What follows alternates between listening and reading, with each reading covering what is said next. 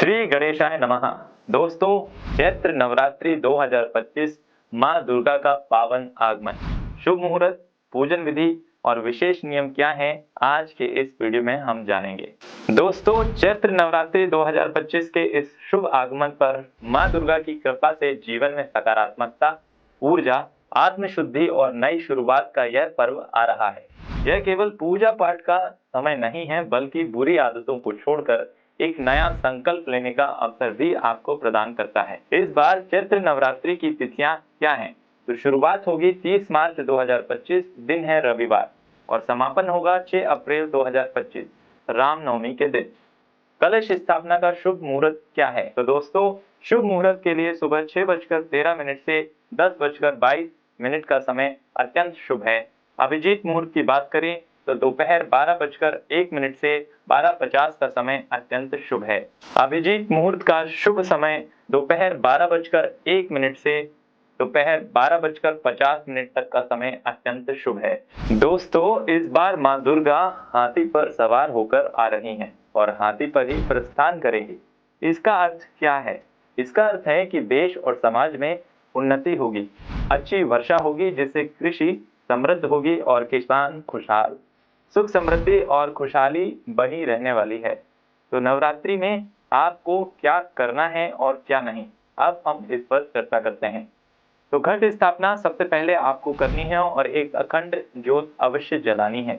इससे माँ देवी की कृपा अद्भुत रूप से आप प्राप्त कर सकते हैं। माँ दुर्गा के 9 रूपों की पूजा आपको करनी है और दुर्गा सप्तशती का पाठ नियम के अनुसार करना है। ओम दुम दुर्गाय नमः या जय माता दी मंत्र का अधिक से अधिक जाप आपको करना है।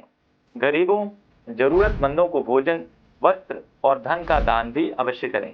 अपने घर में सकारात्मक ऊर्जा के लिए माता रानी के भजन और मंत्रों का पाठ या चिंतन अवश्य करें।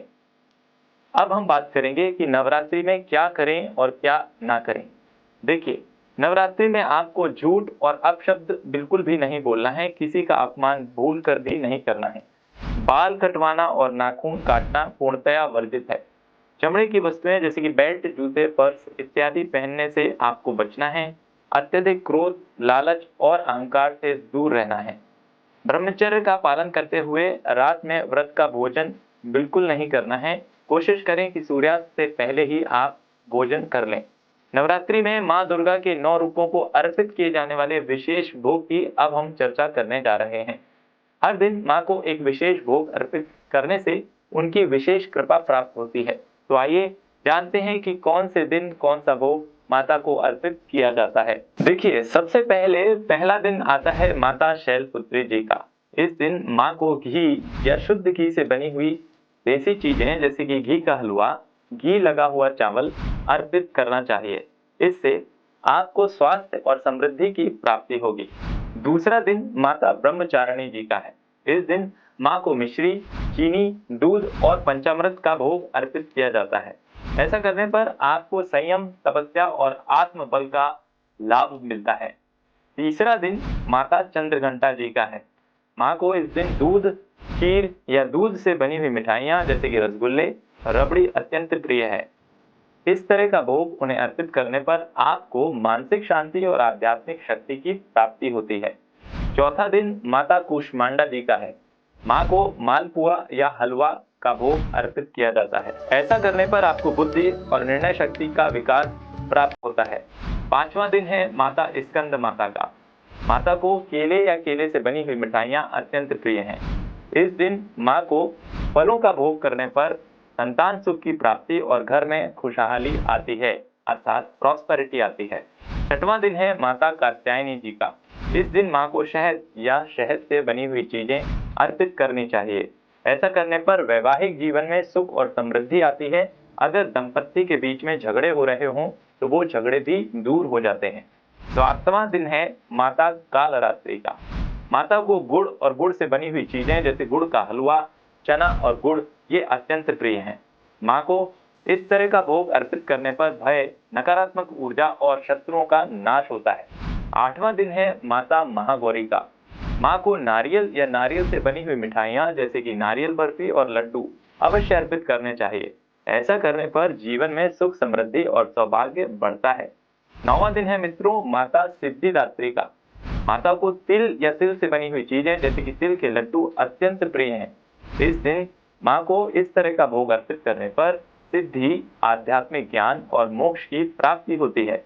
अष्टमी और नवमी पर कन्या पूजन का क्या महत्व है, इस पर अब हम चर्चा करने जा रहे हैं। सबसे पहले हम समझते हैं कन्या किसे कहा जाता है।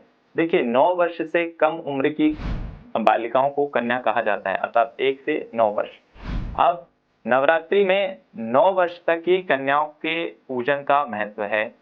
आपको कन्या पूजन किस तरह से करना है इसे हम समझ लेते हैं।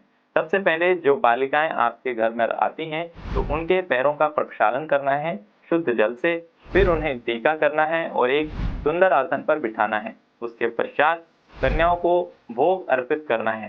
भोग में आपको हलवा, चने, गुड़ और फल उन्हें अर्पित करने हैं। अपने सामर्थ्य अनुसार आप जो दक्षिणा या जो भी बालिकाओं को पसंद आता है उनके लिए वो गिफ्ट आप उन्हें दे सकते हैं। ऐसा करने पर मां दुर्गा की असीम कृपा आपको प्राप्त होती है।